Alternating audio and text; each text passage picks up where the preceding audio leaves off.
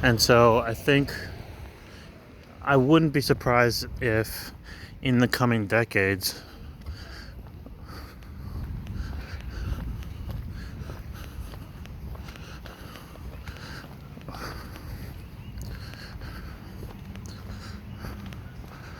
we figure out how to integrate with technology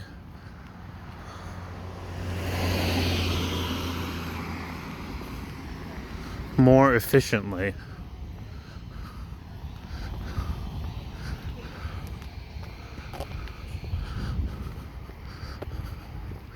so that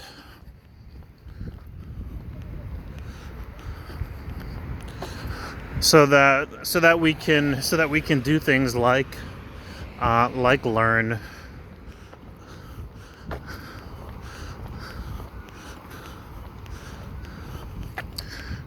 I don't know how to say it. So that we can do things like learn off of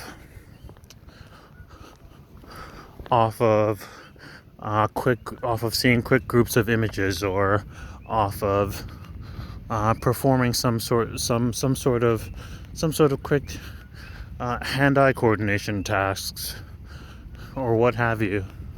I won't be surprised if things head in that direction, where people figure out how to essentially turn all the different subjects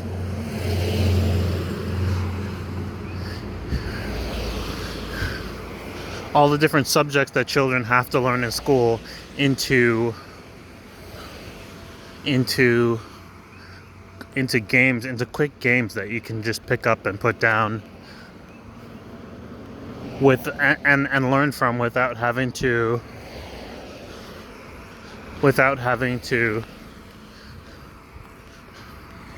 concentrate in the same way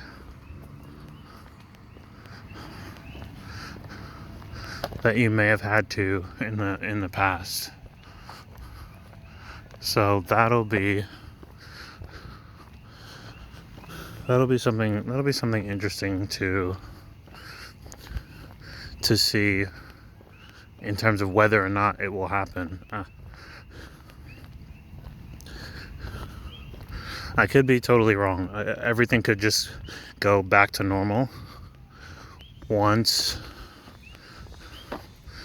the current situation around the world is resolved. But during this period, I think a lot of people got to see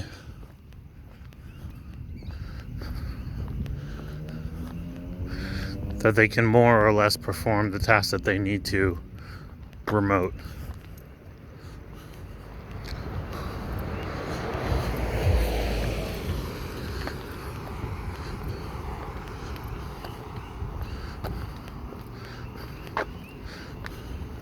I personally would like to see what that ends up meaning.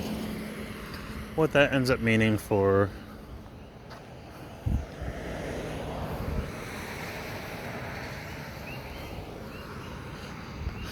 people, say in the 2030s, 2040s.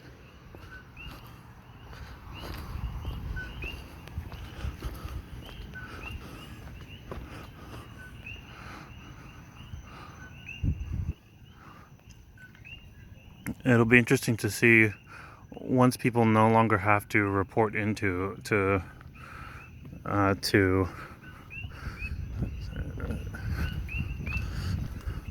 physical locations for work or school,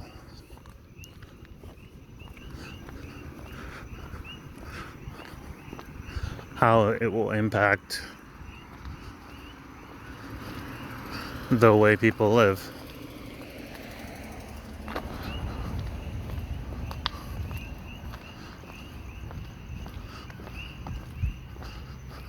That's just me rambling, of course, though.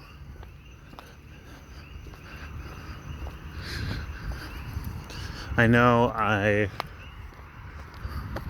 what I should be doing is Well, you know what? There's a lot that I have to learn about the Big Island, but eventually I want to be. I definitely want to be able to. I definitely want to be able to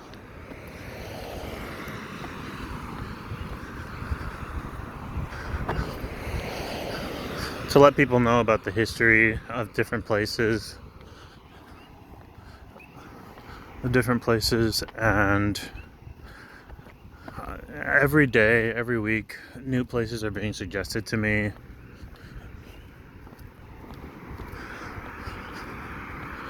I keep meeting more people who've gone to see the volcano, Kilauea volcano, which is still erupting.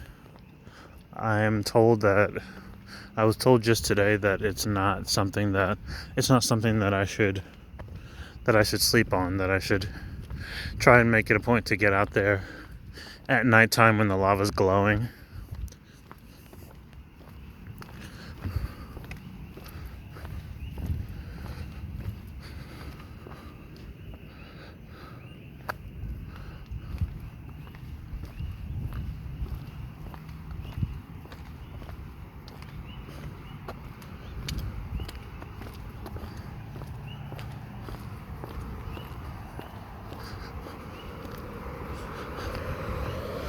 But regarding my equipment, I will actively begin to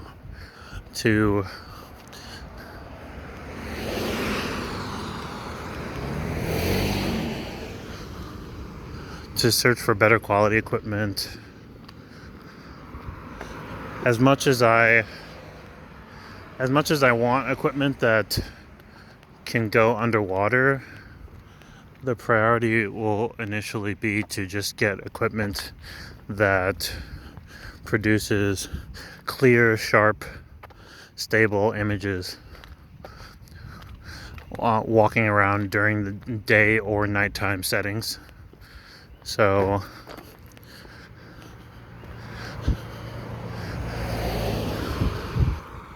that's where my mind is in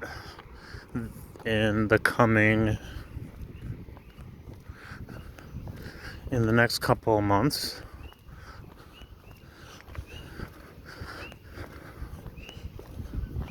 I'll make sure to get that squared away.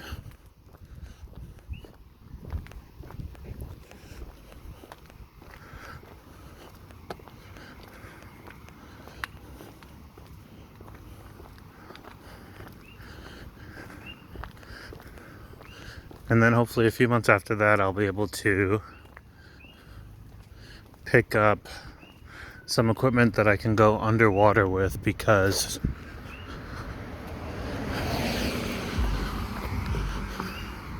there's some amazing underwater stuff.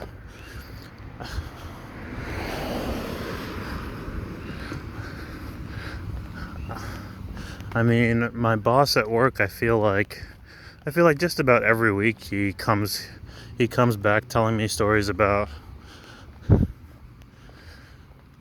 him and his kids going to this beach and checking out humpback whales, or going to this part of the ocean and checking out whales, then going to that part of the ocean and playing with dolphins.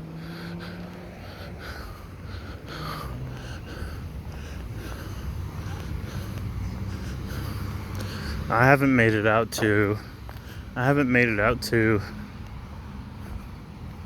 any of the warmer beaches yet.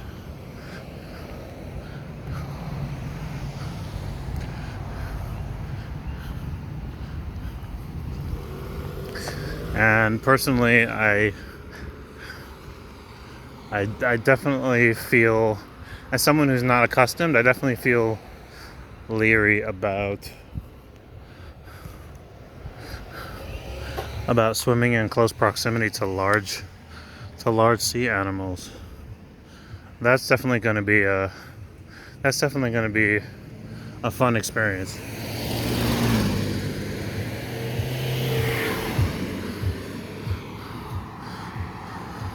I definitely know on the Kona side of the island,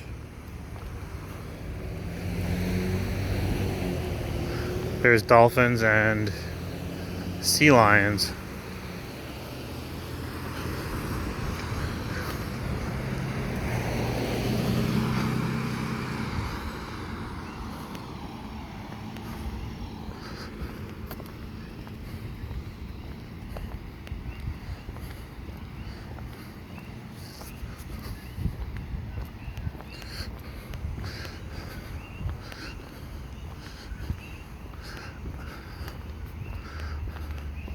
I also know that it is okay to swim with dolphins,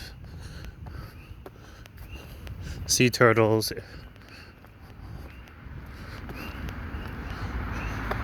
and other animals, but it is not, it is actually illegal to swim with the whales.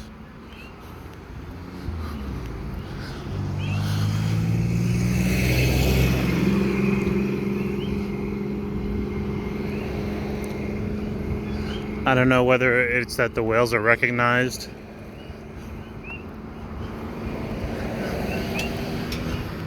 as being intelligent, or whether they're recognized as being endangered and sort of like delicate in terms of interaction. But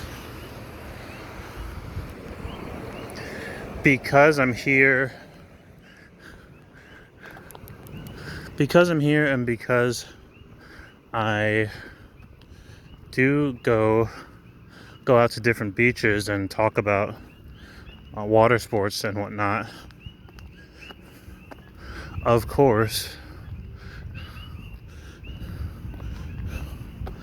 my phone and computer and all my apps have begun advertising different types of water sports equipment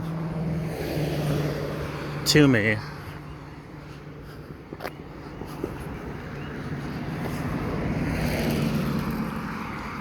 That's actually how I first learned about hydrofoil surfboards, which are the surfboards that are basically motorized and kind of float above the water. But the most impressive piece of technology that I've seen so far is the closest thing to an aqualung that I've ever seen. An aqualung being a fictional device that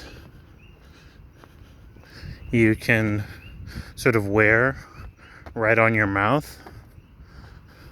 Basically a mouthpiece that allows you to breathe underwater the way fish do.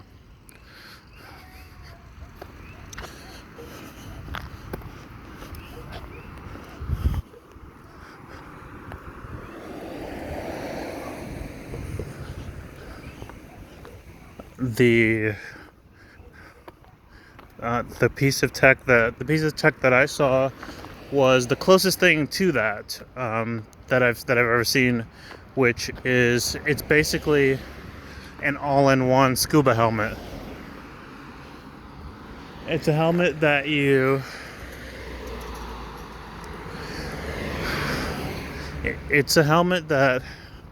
it's a little bit big. It's like maybe a little bit larger than the kind of helmet that you would wear riding a motorcycle. And you kind of look like a Power Ranger in it, or maybe like a villain from Power Rangers or something. But the helmet, you put the helmet on, and then just behind your head,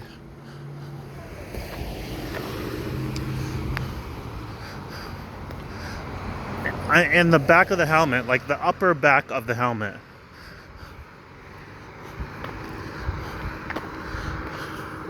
there are two slots where you put in cans You put in cans that produce gas. They produce oxygen. You seal the back of the helmet, and you've got these two cans of compressed air that will produce breathable air for you inside the helmet.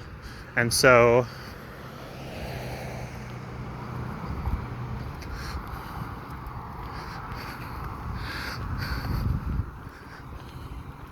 it's sort of, and it lasts, it will allow you to swim and be able to breathe underwater for about an hour.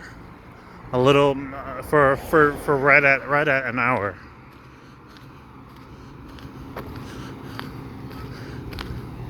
So apart from wearing complete set of scuba gear with the tank and everything, that's a major upgrade. That is a major upgrade. I can only imagine how much it costs. I feel like I looked it up, but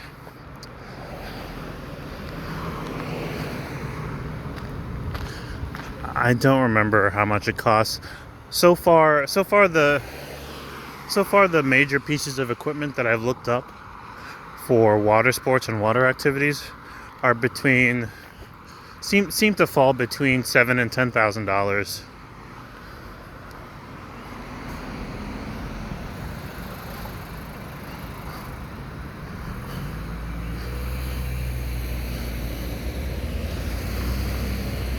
So it's not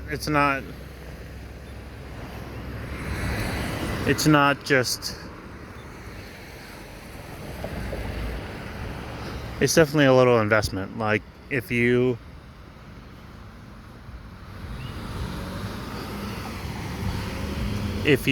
are purchasing a motorized surfboard, or if you are purchasing one of these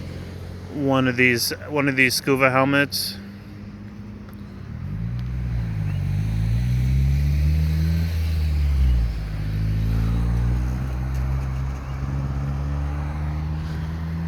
then you definitely know that you are, how do you say,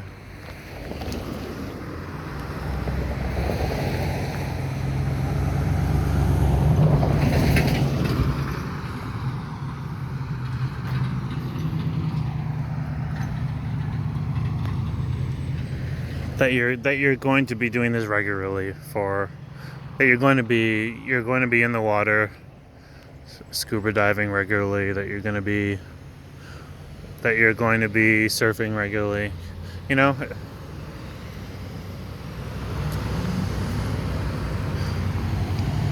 Okay, so where I've stopped right now is a 7-Eleven.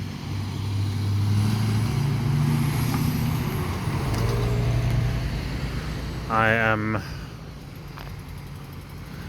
debating whether to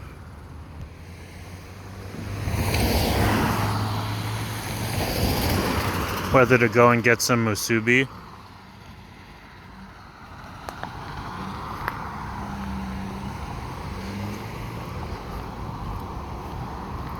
To take home for dinner, but I'm gonna pass today, even though I really enjoy it.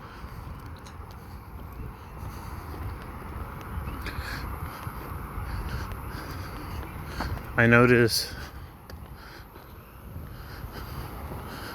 on the internet, I noticed lately on the internet, a lot of people have been doing tier lists, meaning they take something of a particular category, and they take some things of a particular category and rank them.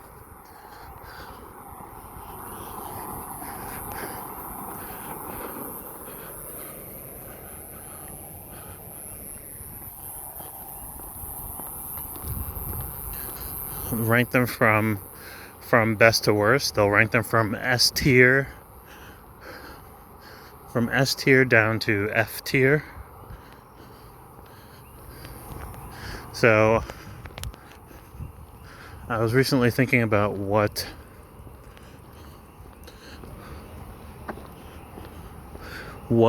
some of the best foods are, what some of the foods are that are just in the world that are just irreplaceable.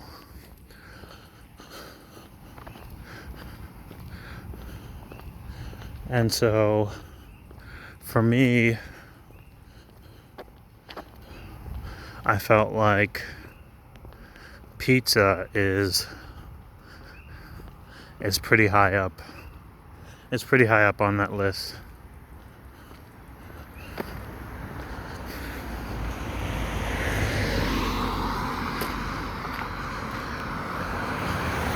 I know that there's all kinds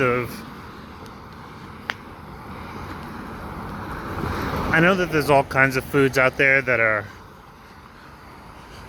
more flavorful than pizza, that are better, more meticulously spiced,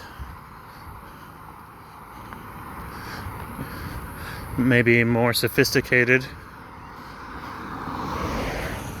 than pizza, but goddamn, like pizza is kind of irreplaceable.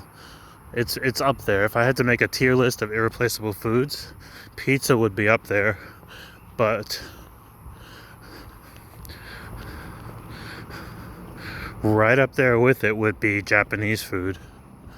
Like Japanese food would rank pretty high.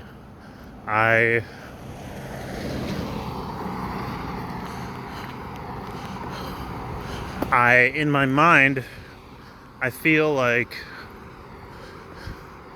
I could